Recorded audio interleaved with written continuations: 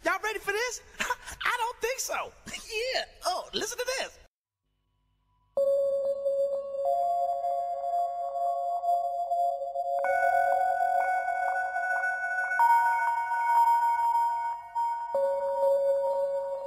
If you have money, you can buy anything.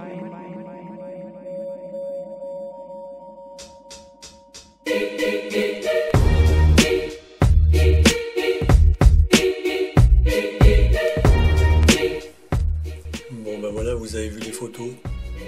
Des internautes ont envoyé ça des quatre coins de la France. Donc j'ai eu des appels, j'ai eu des mails, des gens de Toulouse, Lyon, Paris, la Bretagne, on a vu les vidéos de Joe Swing, Drôme, Ardèche. Aujourd'hui, 6 mars, c'était un sacré festival. Donc là vous avez sous les yeux le ciel d'Ardèche. Je me suis posté tout à l'heure sur une petite montagne, sur les hauteurs, histoire d'avoir un peu de visibilité. Parce que je sais pas comment c'était chez vous aujourd'hui, mais Lyon et Toulouse, bon Toulouse c'était toute la journée, mais Lyon et l'Ardèche, donc 200 km d'écart, mais ils ont aspergé un petit peu le matin. C'était d'ailleurs valable pour la Drôme, un petit peu le matin. Les nuages, les nappes apparaissaient, disparaissaient à vitesse grand V, en quelques minutes le ciel changeait. Début d'après-midi, plus rien. Et puis là, comme vous le voyez, fin de journée, il est 18h et quelques sur la vidéo. C'est le carnage. Donc le carnage un peu de partout. En direction du soleil, devant le soleil. En revanche, les zones comme les Alpes qu'on voit ici, eh ben il n'y a pas de traînée au-dessus. Il y a une sacrée pollution, on est bien d'accord, mais il n'y a pas de traînée. Donc là-bas il fait forcément plus froid, c'est forcément plus humide, mais apparemment c'est plus les bonnes conditions, en tout cas aujourd'hui, pour que les traînées deviennent persistantes. On marche sur la tête, hein. En tout cas, ça s'adresse aux débunkers. Vos explications farfelues, vous pouvez vous les garder. Et surtout quand on peut observer un ciel comme celui-ci, il n'y a rien qui explique cette situation, en tout cas, ni naturellement, ni rationnellement.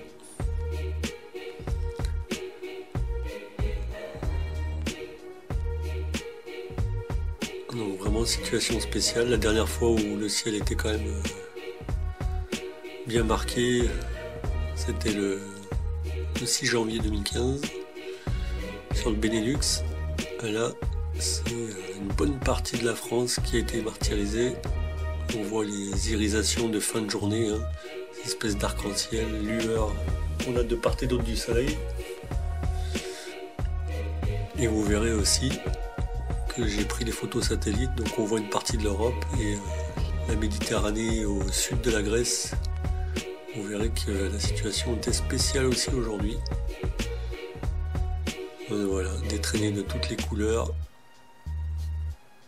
Des nuances de rose, de jaune, de violet, de bleu, tout ce que vous voulez. Certains ont observé les avions qui passaient 10 par 10, 12 par 12. Donc vraiment c'était spécial. On voit les traînées au fond, là, la verticale qui se sont étalées. Donc voilà. Voilà notre 6 mars. Alors là je change de filtre. Voilà, c'est vraiment les couleurs naturelles. En tout cas ce que je voyais à l'œil ce soir. Voilà. Donc il y a une... ouais, là aussi, irisation en tout genre. Toutes les couleurs dans le ciel, dans ces nappes chimiques volontairement épandues dans un but de modification de la chimie de l'atmosphère. Et oui, j'allais dire qu'il y a une manifestation en avril, la journée mondiale qui a lieu tous les 6 mois, Global March, donc je mettrai le lien sous la vidéo. Ce serait quand même judicieux que les gens se mobilisent dans les villes les plus proches de chez eux. Il est temps de mouiller le maillot, payez-vous un billet de train, faites du covoiturage. Ça nous fera un bon entraînement la conférence sur le climat qui aura lieu dans notre charmant pays en fin d'année. Voilà, mobilisez-vous, c'est qu'une journée dans l'année, là, 2 journées. Allez-y, ne soyez pas timides, rejoignez les gens qui s'organisent pour ça, les manifestations, les réunions, les sittings, tout ce que vous voulez, les stands. Mais allez-y, impliquez-vous. Bon, la petite observation, avec des avions qui, pour des raisons d'économie, sont censés aller le plus possible en ligne droite d'un point A à un point B. Et là, comme assez souvent finalement, on observe un gros porteur qui nous fait un virage à 120 degrés. À 6h30, Airbus ne fait plus de tests en général. Il ne cherche pas non plus son aéroport. Voilà. C'est juste un avion épandeur qui travaille.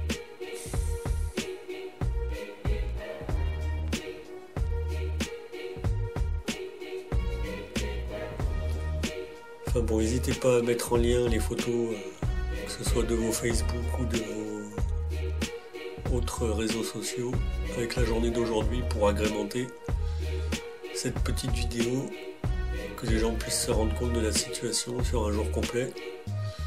Et surtout que la veille, l'avant-veille, quasiment aucun avion ne volait. Rien, pas d'avion dans le ciel, nulle part. Entre l'Alsace et Perpignan, entre Brest et Nice, très très peu d'avions et surtout pas de traînées persistantes. Mais aujourd'hui, bizarrement un jour où ça commence à se réchauffer, les traînées apparaissent. Allez comprendre.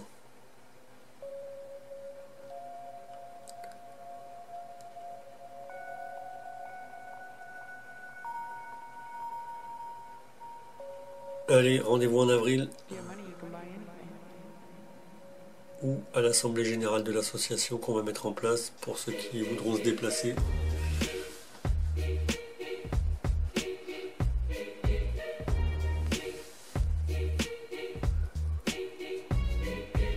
Et oui, pour finir, petite vue satellite du nord de la France, avec la région, le bassin parisien, la Normandie, le sud de la Bretagne, enfin ça va être la Vendée, tout ça, les Charentes, la Manche, dévastée par les épandages. Et ça c'est à mon avis une prise satellite du début à milieu de journée, parce que notre région n'était pas encore très marquée par les traînées, alors que vous avez bien vu sur la vidéo, c'était un sacré carnage. Toulouse non plus, Lyon non plus. Donc là ça va être une vidéo une prise de vue du matin. Et là, comme je vous disais, la Méditerranée, Chypre, la Turquie, la Grèce, c'est pas très joli non plus. Voilà, quelques zones où les épandages ont eu lieu massivement ce 6 mars. Prenez soin de vous, à bientôt. Merci.